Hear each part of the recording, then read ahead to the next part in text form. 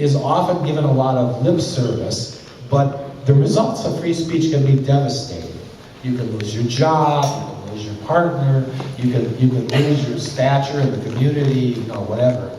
And I think that institutions that want to provide you with a venue for speech, and I'm talking now visual speech, oral speech, music speech, whatever, they have a responsibility to give you some protection if you say something that is at odds with the society that you're in, But I think what the truth is that free speech is at your own risk.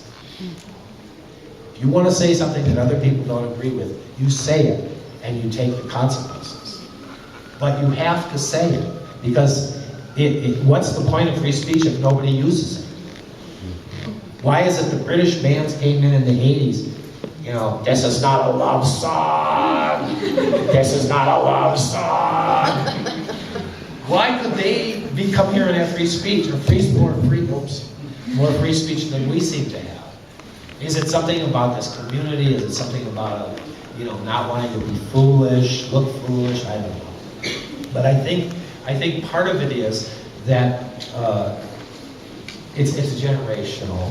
I mean, the first great protester in my mind in the American system that I remember in the 60s was Mario Savio.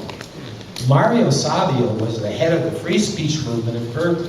And they went up against the university, up against the police, up against the politicians to say that we should be able to say any goddamn thing we want. Short of fire the theater. And maybe even that. And instead, it really turned over and became what we came to think of as the resistance movement against the war, against racism, against the general sort of decline of freedom in America. So I think when I went out west, I was hoping to go to a place that was maybe more open, where communication was not as stilted as it was in Mayor Daley's Chicago. And what I found was it was the same everywhere, that there was still this reluctance to speak freely about things that were difficult.